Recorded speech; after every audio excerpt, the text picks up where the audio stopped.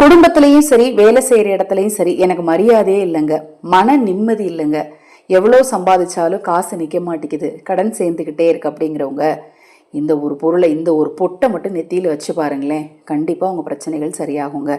நம்ம சேனலில் நான் போடக்கூடிய பதிவுகளில் உங்களுக்கு சந்தேகம் இருந்தாலும், உங்கள் தனிப்பட்ட பிரச்சனைகள் எதுவாக இருந்தாலும் சரி, அந்த பிரச்சனைகளுக்கு ஏற்ற முறையான பரிகாரங்கள் செய்து கொள்ள விரும்பினாலும் 9344692042 இந்த வாட்ஸ்அப் எண்ணிற்கு தொடர்பு கொள்ளுங்க. அதை பற்றிய தெளிவான விளக்கம் உங்களுக்கு கொடுக்குறேன்.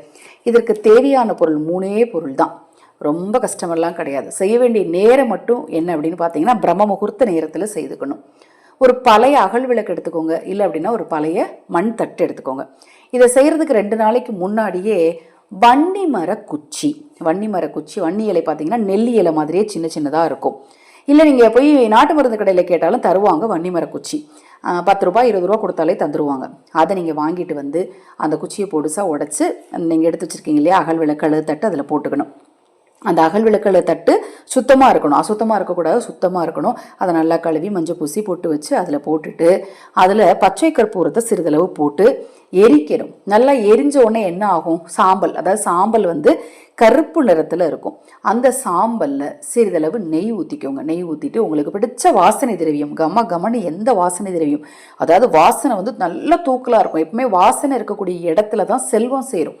நம்ம வீட்டை சுத்தபத்தமாக வச்சுக்கணும், துணிமணி அங்கங்கே போட்டு வைக்கக்கூடாது, அது மாதிரி வீட்டை வாசமாக வச்சுக்கணும். எப்போவுமே நிறைய பேர் செய்யக்கூடிய தப்பு, அழுக்கு துணியை பார்த்திங்கன்னா அப்படியே போட்டு வச்சுருப்பாங்க, இல்லை மிஷினில் போட்டு காய போடாமல் வச்சுருப்பாங்க, காய போட துணி எடுத்து மடித்து வைக்காமல் வச்சுருப்பாங்க. இது மாதிரி எந்த வீட்டில் துணி கடந்துக்கிட்டே இருக்கும், அந்த வீட்டில் குழப்பங்கள் இருந்துக்கிட்டே இருக்கும். நம்ம ஒரு சூட்சமத்தை செய்கிறோம், ஒரு பரிகாரம் செய்கிறோம், சாமி கும்பிட்றோம், மந்திரம் சொல்கிறோம், ஆனால் இதெல்லாம் நம்ம சரியாக கவனிக்காமல் விட்டோம்னா அது எதிர்மறை ஆற்றல் சக்தியை வீட்டுக்குள்ளே வளர்த்து விட்டுக்கிட்டே இருக்கும். அப்போ நம்ம என்ன வழிபாடு செஞ்சாலும் அது அந்த இடத்துல என்ன செய்யாது, வேலை செய்யாது. அதனால் எப்போவுமே நீங்கள் இருக்கக்கூடிய இடத்த, எந்த இடத்துல இருந்தாலும் சரி, சொந்த வீடு, வாடகை வீடு, ரூமில் தங்கியிருக்கேன், எங்கே இருந்தாலும் சரி, அந்த இடத்த சுத்தபத்தமாக வச்சுட்டு நீங்கள் பரிகாரம் செஞ்சு பாருங்களேன், அந்த பரிகாரம் பட்டுன்னு பழிக்க ஆரம்பிக்கும். இப்போ அதை எரிச்சாச்சு, நெய் ஊற்றி வாசனை திரவியம் ஊற்றி மிக்ஸ் பண்ணி ஒரு சின்ன டப்பாவில் போட்டு வச்சுக்கோங்க. போட்டு வச்சுட்டு நீங்கள் எப்பெல்லாம் வெளியில் போகிறீங்களோ அப்பெல்லாம் அதை நீங்கள் உச்சந்தலையில் வச்சுக்கோங்க. உச்சந்தலையில் வச்சுட்டு போட்டு வைக்கிற இடத்துல சிறிதளவு வச்சுக்கோங்க. வீட்டில் இருக்கக்கூடிய சிறிய குழந்தைகளுக்கு கூட இதை வச்சுக்கலாம். வச்சு விடும்போது பார்த்தீங்க அப்படின்னா அவங்கக்கிட்ட தீய சக்திகளோட பாதிப்பு இருக்காது. ஏன்னா வன்னி இலையும் பார்த்தீங்கன்னா செல்வத்தை ஈர்த்து கொடுக்கக்கூடிய ஒரு விஷயமா இருக்குது. வன்னி விநாயகருக்கு ரொம்ப உகந்தது, மன நிம்மதியை கொடுக்கும். இந்த பொட்டை நெத்தியில் வச்சுட்டு நீங்களாம் தியானம் பண்ணீங்க அப்படின்னா வாழ்க்கையில் இருக்கக்கூடிய பிரச்சனைகளை தீர்க்கக்கூடிய ஒரு திறமை உங்களுக்குள்ள வளர ஆரம்பிக்கும். ரொம்ப ரொம்ப எளிமையான இந்த பரிகாரத்தை நீங்கள் செஞ்சு பாருங்கள், உங்கள் வாழ்க்கையில் நிச்சயமாக அற்புதம் நடக்குங்க.